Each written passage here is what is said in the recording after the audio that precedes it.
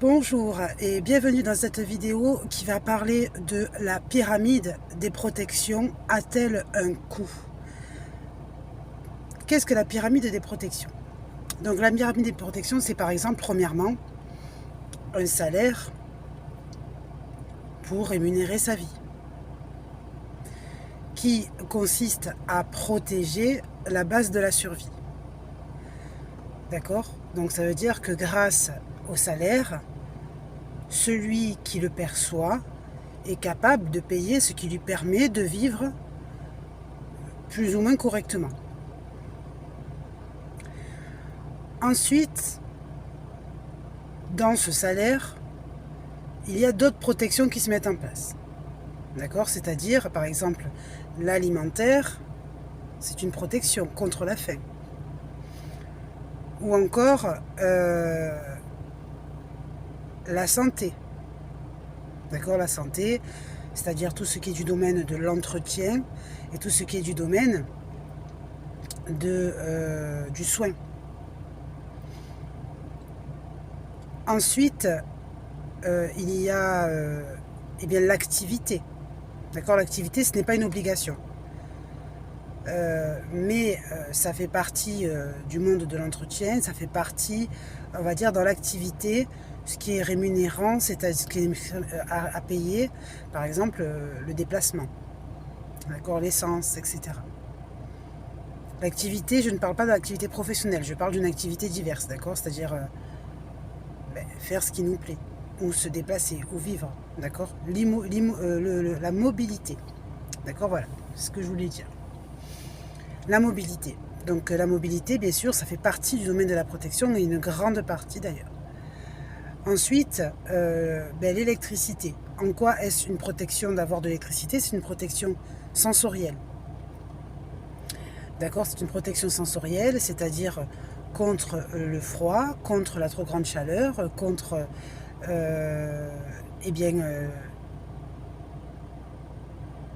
l'absence de lumière. D'accord? Donc ce qui permet à notre génération de pouvoir vivre la nuit. D'accord? Alors qu'on n'est pas dans le noir complet, ni dans le froid. Donc tout ça, ça fait partie du monde des protections. Ainsi de suite. Donc la protection vestimentaire, à quoi sert-elle? La protection vestimentaire, par exemple le vêtement, d'abord elle sert à pouvoir vivre correctement dans la société, c'est-à-dire à se présenter. Mais surtout, on le sait, c'est une vérité, la présentation est quand même la base de la rencontre et de la relation humaine.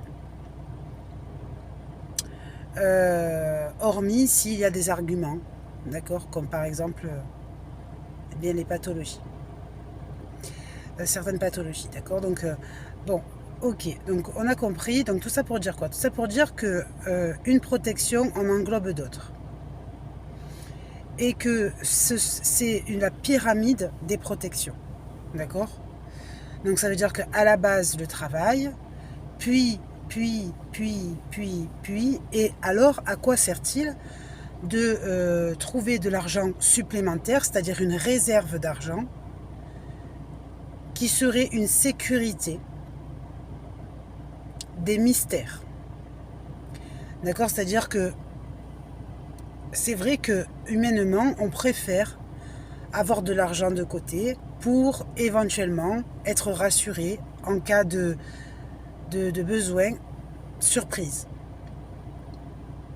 Donc à ce moment-là, l'économie ne serait pas source de finances protectrices, mais plutôt défense contre le danger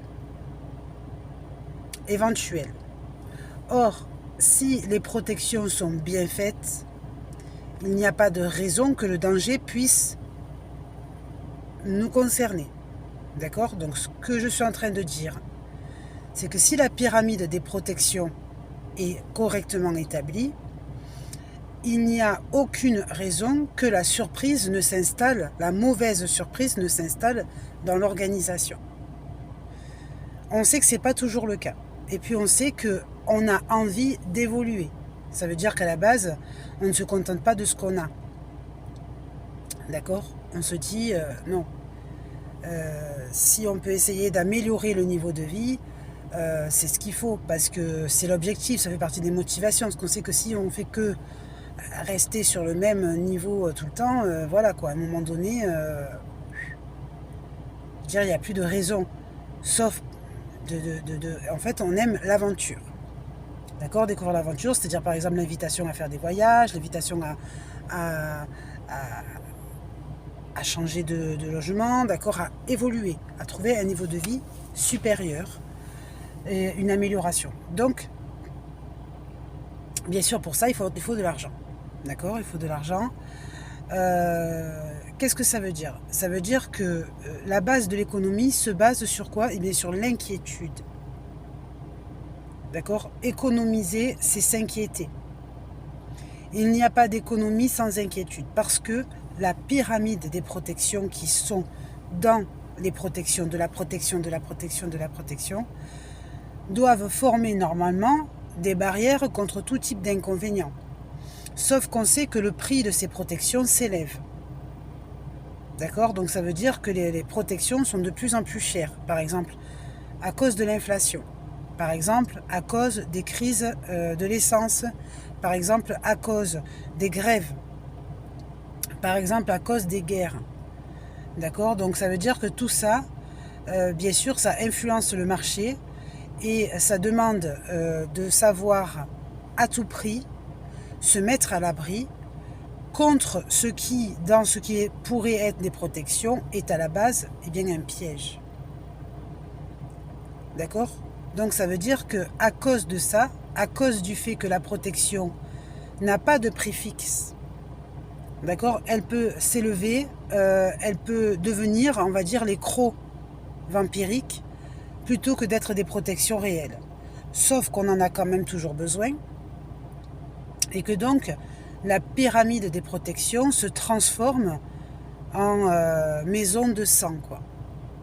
D'accord? C'est-à-dire que on se dit, oui, alors, qu'est-ce qu'on va faire là? Parce que on n'a plus la capacité de penser à économiser, sauf si on change d'orientation, on change de système de vie, on change même de pays, peut-être, pourquoi pas. Mais du coup, penser économie, c'est-à-dire évolution et développement personnel, se bloque. D'accord? Ça se bloque parce qu'on se dit, là, vu que ça se tend, d'accord, il va falloir penser économie, non pas de réussite, mais de survie sur ce qui s'appelle une protection éventuelle. Donc on n'est plus dans la même catégorie. On n'est plus dans la même catégorie de la perception de l'économie pour dire, bon ben, on pourra éventuellement peut-être acheter quelque chose, changer de ci, de ça. Plus du tout. D'accord? Tout a augmenté, tout a ci, tout a ça. Donc en fait, alors que ça fait partie normalement du bien-être du citoyen, d'accord, on est en train de se faire serrer sur ce qui à la base devrait être des protections de base normales, obligatoires pour tous. Voilà, sachant qu'à la base, par exemple, l'essence et se déplacer, c'est devenu obligatoire. Se chauffer quand on a froid, c'est aussi, fait partie aussi des obligations, hein, sauf si on a envie de se retrouver avec des maladies, des pathologies, des mal-être, etc. Tout ça parce qu'on économise sur le chauffage et donc on reste dans le froid. Mais franchement, c'est impossible. Sauf s'il y a des personnes qui n'ont pas la possibilité, comme les SDF, mais on se demande comment ils font. Bref. Donc tout ça pour dire quoi? Tout ça pour dire que normalement, quand on veut bien vivre, d'accord, on doit s'installer dans un confort. Ce confort, il existe sur ce que la protection a sa pyramide d'autres protections qui, normalement, bien élaborées, forment une vie confortable. D'accord? Mais le système d'économie qui permet de rêver à évoluer, en fait, se ferme. C'est-à-dire que le prix des protections est tellement plus élevé que il n'y a plus la capacité d'économiser. C'est-à-dire qu'il arriverait quoi que ce soit, en fait, si c'est quelque chose qui est hors du commun ou un truc comme ça, c'est sec. D'accord? C'est-à-dire que il n'y a pas de secours possible si la protection est défectueuse. D'accord? C'est-à-dire qu'on choisit, soit on coupe la protection à risque et péril, pour ne pas la payer, d'accord, risque et péril et mal-être. Soit on décide de la payer, cette protection, peut-être des fois pour rien, mais ne pas avoir de réserve d'économie. Donc ça veut dire que c'est quand même très très difficile parce que les stratégies au-delà de ça, eh bien, commencent à disparaître. D'accord? Ça veut dire que normalement, si on veut... Pourquoi? Parce que le temps est plein, est court. D'accord? C'est par exemple, on dit du lundi au dimanche, je travaille, et du matin jusqu'au soir, sauf que chaque entreprise ne laisse pas passer le pas d'aller vers une autre entreprise. Et chaque entreprise utilise le temps que la vie lui a donné, c'est-à-dire du lundi au dimanche, d'accord, on n'a pas plus, on n'a pas moins. Voilà, c'est comme ça, c'est une organisation qui est faite avec des tarifs de paiement qui sont élaborés, sauf effectivement si on a des métiers qui prennent sur des services beaucoup plus chers, d'accord. Mais si on est sur je sais pas, un emploi de base, SMIC, etc., c'est vrai que c'est très compliqué. Donc au miracle, l'idée, ça serait de trouver des familles unies ou au moins des couples qui gagnent raisonnablement leur vie, qui savent vivre correctement, etc. Ça, c'est encore un autre sujet, d'accord. Et sinon, au mieux, des héritages qui arrivent par surprise, mais on souhaite la mort à personne. Donc ça veut dire que dans ce système-là, tout autour, il n'y a plus de vision. D'accord? Ça veut dire qu'on est c'est une forme de cécité. Une forme de cécité. Ça veut dire que ce parcours-là qui se met en place, c'est une cécité du fait que, eh bien, on ne voit rien de ce qui est autour. On avance dans ce qui est compris, contenant, d'accord? Mais autour, il n'y a rien. Donc c'est comme si par exemple on disait comprendre la cécité, c'est quoi? Est-ce que c'est une personne qui n'est pas capable de se voir, ou est-ce que c'est une personne qui n'est pas capable de voir ce qui l'entoure? Eh c'est une personne qui n'est pas capable de voir ce qui l'entoure. C'est-à-dire, par exemple, qu'on nous empêche de voir l'extérieur, on nous empêche d'avancer, on nous empêche d'évoluer. D'accord? Donc c'est une cécité sociale. Une cécité provoquée bien sûr par la gestion politique. D'accord? Donc c'est pas que la gestion du citoyen, parce que c'est vrai que ça se tient à nous de dire mais là ils nous informent par la télé, par le journal, par tout ce qu'on veut, que oui attention l'inflation, etc. Sauf que c'est attention, c'est eux. C'est comme si moi je disais attention, je vais te frapper, hein, parce que là je dis attention. Mais à un moment donné voilà, c'est très très compliqué, parce que c'est vrai qu'ils ont toujours rêvé de remonter la situation financière du gouvernement, sauf que ça part à granger partout, sauf à pouvoir permettre aux citoyens de bénéficier de sa vie. D'accord? Donc on va dire qu'on est sur bénéficier de sa vie et déficiter de sa vie. D'accord? Donc là, on est dans le parcours déficité de sa vie. D'accord? Est-ce que déficité de sa vie, on va comparer que c'est une forme de relation identique, mais différente, Dr Jekyll et Mr Hyde. C'est-à-dire, il y a la période où on est censé, ou dans les rêves, ou le vouloir, qui s'appelle bénéficier de sa vie, et puis il y a l'obligation, qui s'appelle déficité de sa vie. D'accord? Donc l'un est-il plus mauvais que l'autre? En tout cas, si on se retrouve dans le déficité de sa vie obligatoire, bénéficier de sa vie existe, mais où? D'accord? Donc ça veut dire que l'un dans l'autre, il faut vraiment être capable de le voir, de l'assumer et de l'accepter. Que tout simplement, ce qui est touché, c'est le monde du rêve, c'est-à-dire le monde de l'espoir. D'accord? En fait, cette période-là nous annonce que l'espoir peut commencer à disparaître dans les foyers. D'accord? C'est-à-dire que l'espoir de vivre, l'espoir de faire des choses bien, l'espoir du savoir-vivre, l'espoir d'avoir de bonnes relations, l'espoir de se sentir agréable et l'espoir donc de la bonne humeur. D'accord?